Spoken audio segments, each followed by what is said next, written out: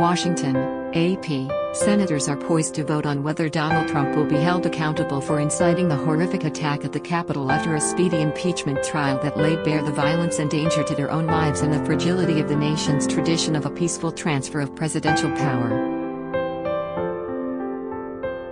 Barely a month since the deadly riot on January 6, closing arguments are set for the historic trial in a rare Saturday session, held under the watch of armed National Guard troops still guarding the iconic building. The outcome of the quick, raw and emotional proceedings is expected to reflect a country divided over the former president and the future of his brand of politics. What's important about this trial is that it's really aimed to some extent at Donald Trump, but it's more aimed at some president we don't even know 20 years from now, said Sen. Angus King, the independent from Maine. The nearly week-long trial has delivered a grim and graphic narrative of the riot and its consequences in ways that senators, most of whom fled for their own safety the day, acknowledge they are still coming to grips with. Acquittal is expected in the evenly divided Senate. That verdict could heavily influence not only Trump's political future but that of the senators sworn to deliver impartial justice as jurors. House prosecutors have argued that Trump's rallying cry to go to the Capitol and fight like hell for his presidency just as Congress was convening Jan. 6 to certify Joe Biden's election victory was part of an orchestrated pattern of violent rhetoric and false claims that unleashed the mob. 5 people died, including a rioter who was shot and a police officer. Trump's lawyers countered in a short 3 hours Friday that Trump's words were not intended to incite the violence and that impeachment is nothing but a witch hunt designed to prevent him from serving in office again. Only by watching the graphic videos, rioters calling out menacingly for House Speaker Nancy Pelosi and Vice President Mike Pence, who was presiding over the vote tally, did senators say they began to understand just how perilously close the country came to chaos. Hundreds of rioters stormed into the building, taking over the Senate.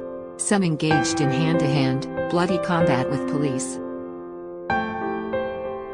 While it is unlikely the Senate would be able to mount the 2/3 vote needed to convict, several senators appear to be still weighing their vote. Senate Republican leader Mitch McConnell of Kentucky will be widely watched for cues, but he is not pressuring his GOP colleagues and is telling senators to vote their conscience. Many Republicans representing states where the former president remains popular doubt whether Trump was fully responsible or if impeachment is the appropriate response. Democrats appear all but united toward conviction. Trump is the only president to be twice impeached and the first to face trial charges after leaving office. Unlike last year's impeachment trial of Trump in the Ukraine affair, a complicated charge of corruption and obstruction over his attempts to have the foreign ally dig up dirt on then-campaign rival Biden, this one brought an emotional punch over the unexpected vulnerability of the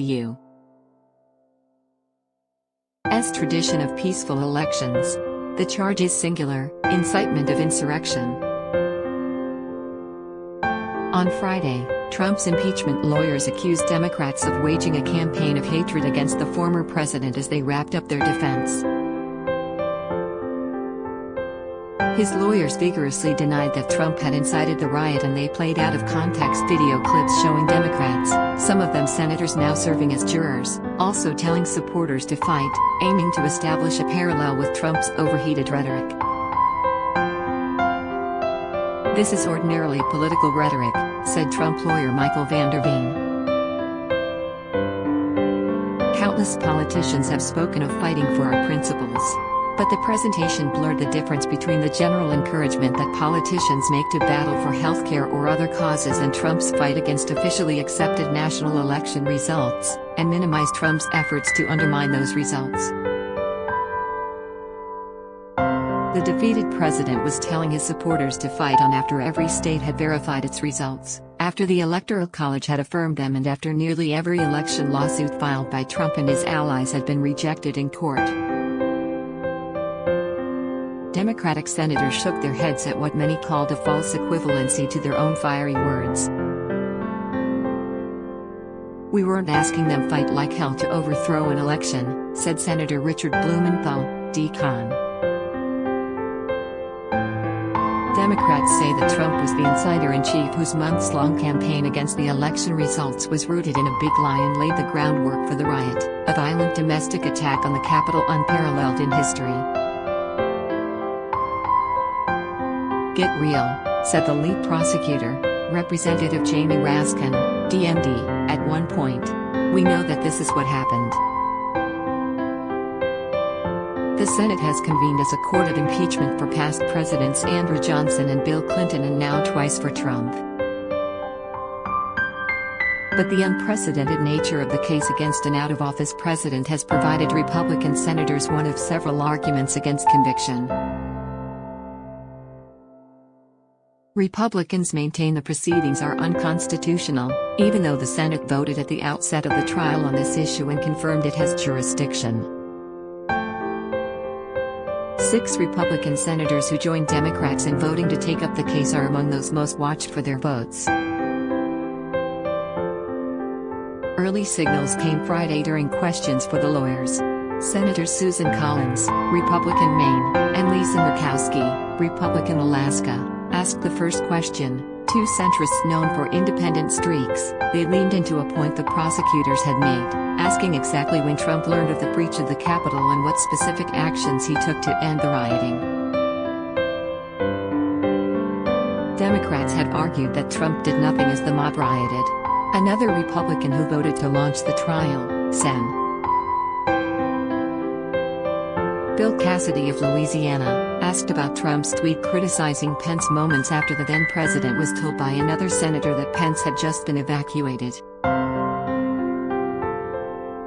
Van der Veen responded that at no point was the president informed of any danger.